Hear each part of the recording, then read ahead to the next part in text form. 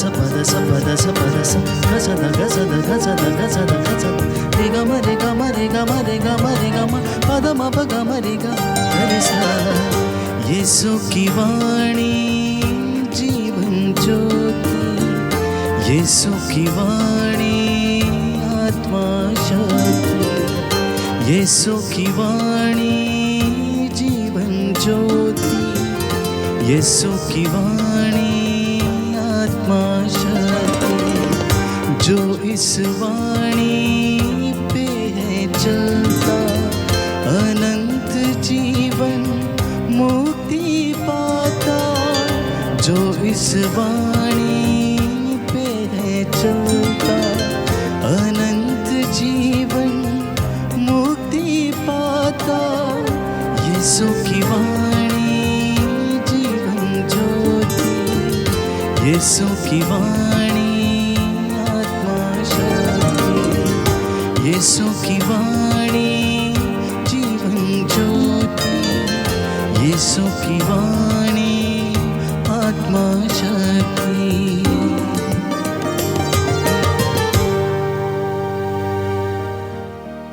पहला पाठ गणना ग्रंथ।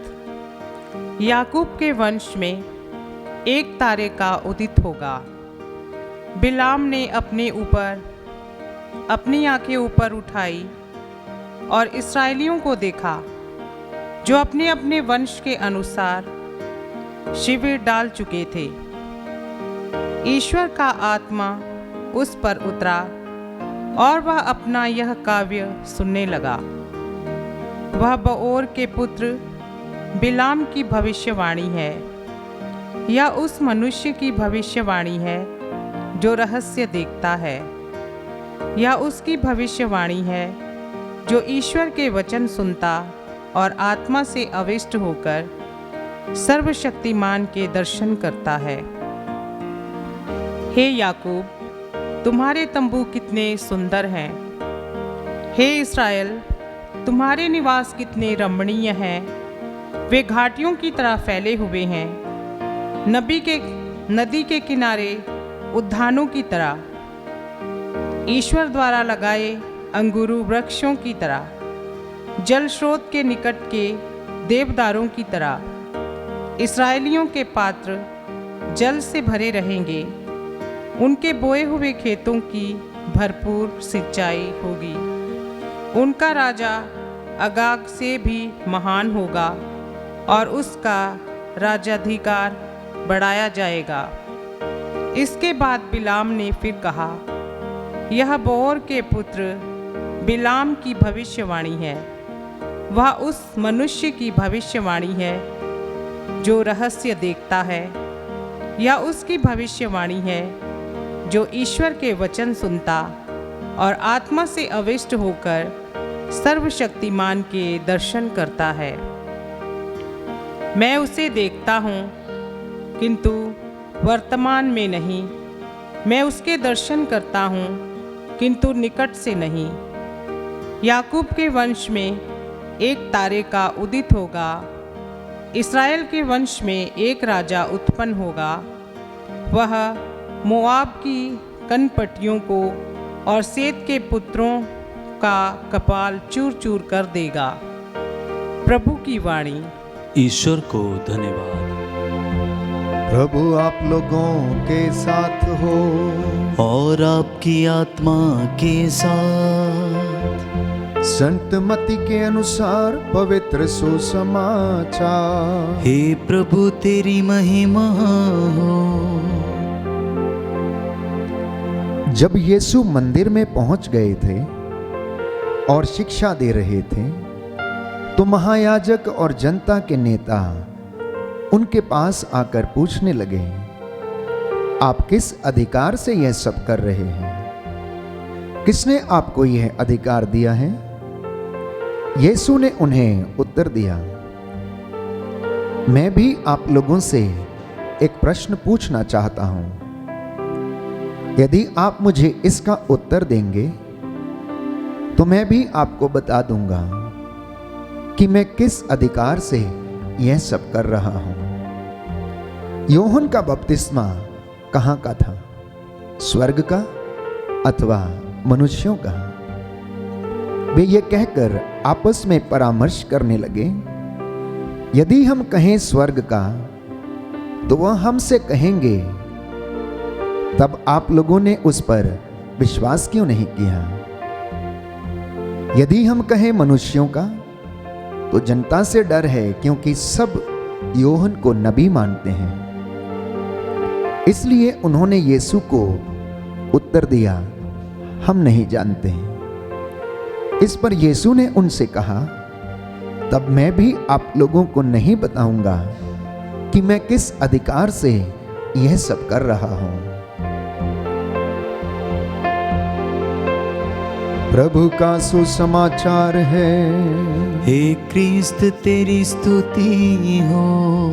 Hallelujah, hallelujah. हे प्रभु यीशु, हे प्रभु यीशु, आपकी आराधना हो, आपकी आराधना हो, आपकी महिमा हो, आपकी महिमा हो, आपकी जय जयकार हो, आपकी जय जयकार हो। सारा अधिकार और सम्मान पिता ईश्वर ने पिता ईश्वर में आपको प्रदान किया है। आपको प्रदान किया हे है। प्रभु यीशु, हे प्रभु यीशु, आपके वचन के द्वारा मेरे जीवन में शांति प्रदान कीजिए, शांति प्रदान चंगाई प्रदान कीजिए, चंगाई प्रदान कीजिए। आपके पवित्र रहस्यों को समझने की शक्ति दीजिए। Hallelujah, hallelujah, hallelujah, hallelujah. क्रिस्त में प्यारे भाइयों और बहनों, संत मत्ती के द्वारा रचित सुसमाचार अध्याय 21 पद संख्या 23 से 27 तक आज का वचन हमें पढ़कर सुनाया गया, जहां पर महायाजक और फरीसी यीशु के अधिकार के विषय में उनसे प्रश्न करते हैं और उनसे पूछते हैं कि आप किस अधिकार से ये सब कर रहे हैं, क्योंकि वो यीशु के कामों को देखकर उनसे ईर्ष्या करते थे। यीशु तो एक महान चमत्कारी और क्रांतिकारी पुरुष थे। उनकी शिक्षा हो या उनका काम, सब में प्यारे भाइयों और बहनों एक ऐसी क्रांतिकारी झलक नजर आती थी जिसे कोई दूसरा व्यक्ति नहीं कर सकता था। लोगों को चंगा करना, मुर्दों को जिलाना, लंगड़ों को पैर देना, सूखे हाथ वाले को हाथ देना, रोगियों को चंगा करना, पापियों को क्षमा देना, ये उनकी दिनचर्या का हिस्सा था। उनका मिशन ही वास्तव में यह था कि लोगों को प्रभु के नजदीक लाएं। फरीसियों, शास्त्रियों और महायाजकों के बाह्य आडंबरों पर कुठाराघात करते और उन्हें याद दिलाते थे कि अगर उनकी धार्मिकता अच्छी नहीं हुई तो वे स्वर्ग राज्य में प्रवेश नहीं करेंगे। इन्हीं बातों से वो उनसे ईर्ष्या करते थे और उनसे जलते थे। तो जब मंदिर में यीशु शिक्षा दे रहे थे तो महायाजक और जनता के नेता उनके पास आकर पूछने लगते हैं कि आप किस अधिकार से ये सब कर रहे हैं। तो प्रभु कहता है, मैं भी आपसे एक सवाल करता हूं, यदि आप उसका उत्तर दोगे तो मैं भी तुम्हें बताऊंगा कि मैं किस अधिकार से ये सब कर रहा हूं, अन्यथा मैं भी नहीं बताऊंगा। चलो तुम बताओ कि योहन बपतिस्मा का बपतिस्मा कहां का था। वे असमंजस में पड़ जाते हैं। प्रभु उनके शब्दों से ही उनका न्याय करते हैं और वे आपस में परामर्श करने लगते हैं कि यदि हम कहें कि स्वर्ग का है तो ये हमसे कहेंगे कि तब तुमने उन पर विश्वास क्यों नहीं किया। प्रियजनों, फरीसी, शास्त्री और महायाजक, इनका एक ही काम था, किस तरह से यीशु के विरुद्ध षड्यंत्र रचा जाए और उन्हें फंसाया जाए। प्यारे भाइयों और बहनों, वो प्रभु के सवाल का जवाब नहीं दे सके और उन्होंने कहा कि हम नहीं जानते हैं। तब यीशु ने उनसे कहा कि मैं भी तुम्हें नहीं बताऊंगा कि मैं किस अधिकार से ये सब कर रहा हूं, लेकिन इन रहस्यों को और इन बातों को समझने के लिए मैं आपके सामने कुछ वचन पढ़ना चाहता हूं। ताकि प्यारे भाइयों और बहनों हमें पता चले कि प्रभु को यह अधिकार किसने दिया था।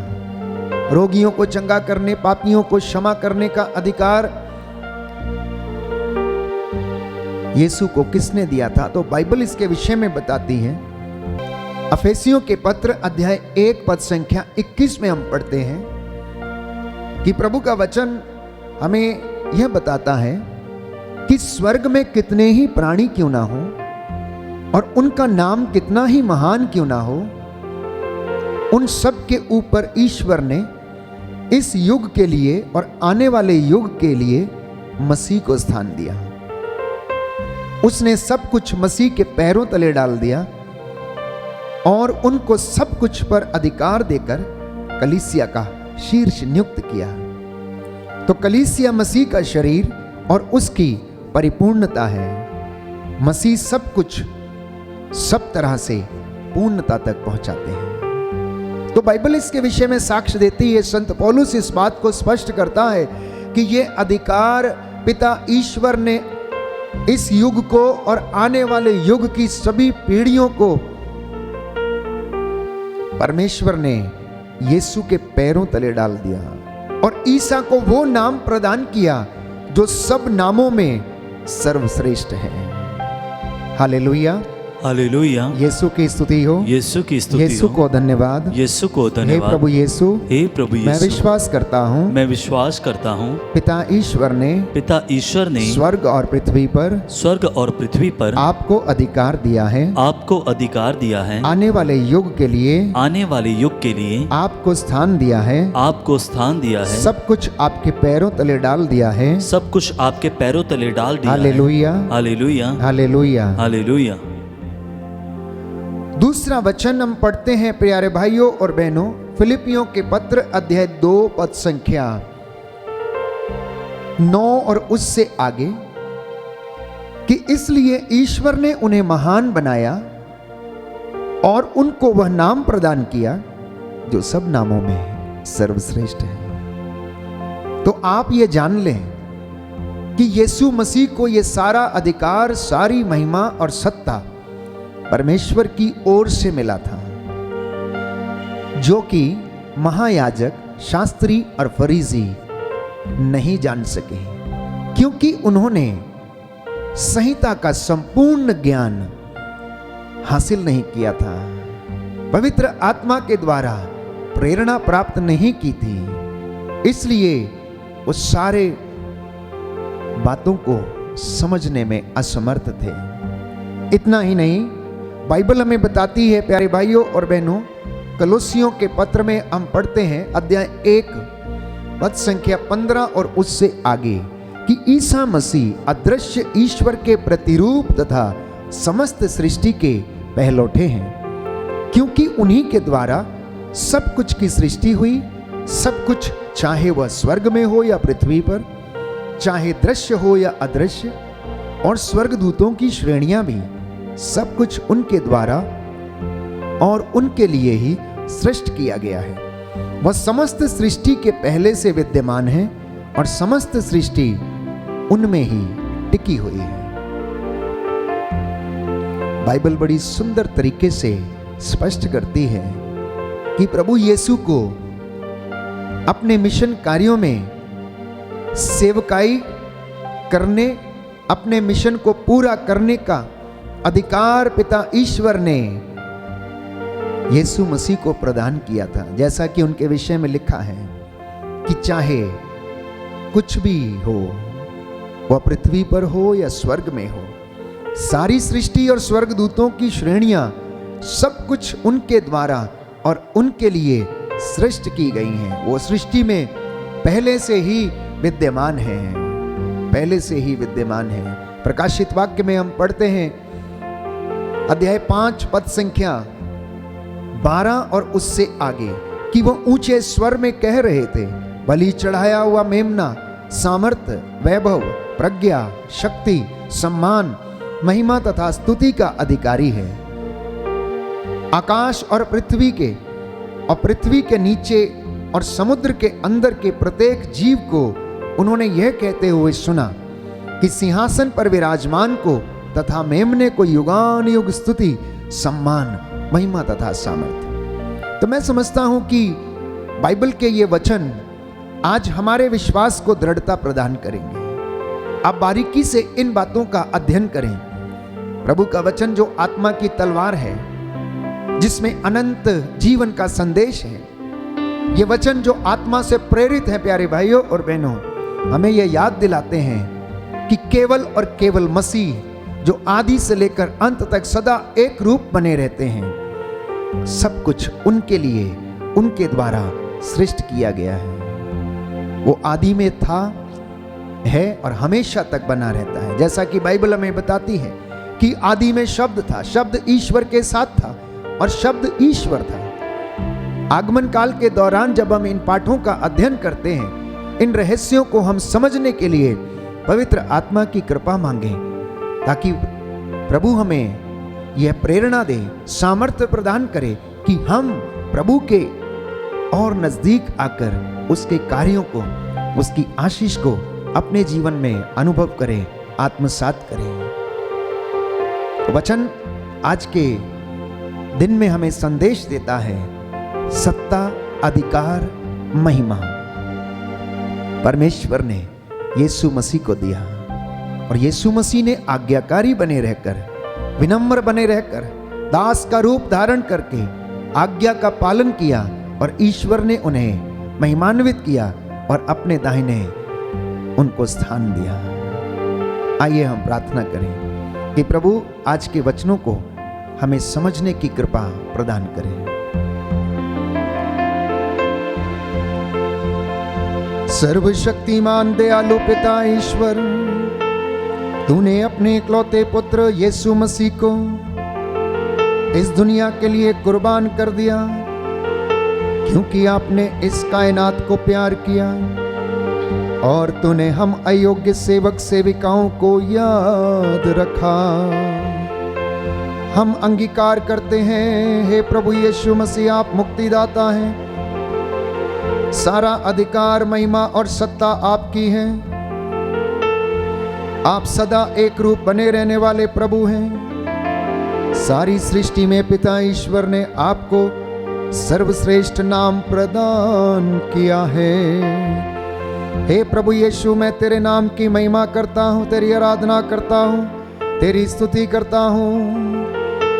आज के वचन के द्वारा हमारा विश्वास दृढ़ कर दीजिए और हमें चंगाई, शांति और आनंद प्रदान कीजिए। हमारी प्रार्थना सुन ले हमारे उद्धारकर्ता यीशु प्रभु के द्वारा, आमीन।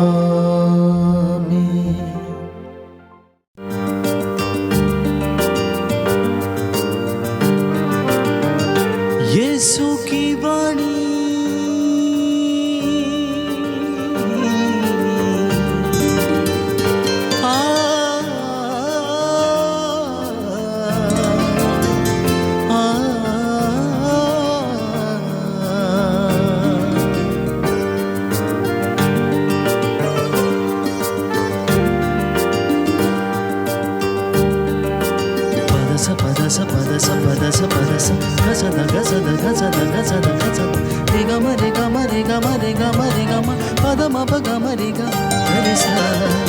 यीशु की वाणी जीवन ज्योति, यीशु की वाणी आत्मा शक्ति, यीशु की वाणी जीवन ज्योति, यीशु की वाणी आत्मा शक्ति।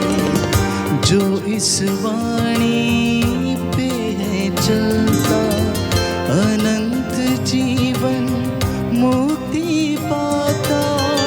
जो इस वाणी पे है चलता, अनंत जीवन मुक्ति पाता।